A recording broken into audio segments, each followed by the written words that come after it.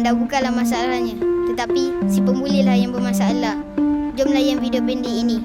Ini tips-tips untuk korang semua. Si pembuli, masa buli dan siapa saja di luar sana. Hentikan buli. Anda mampu hentikannya.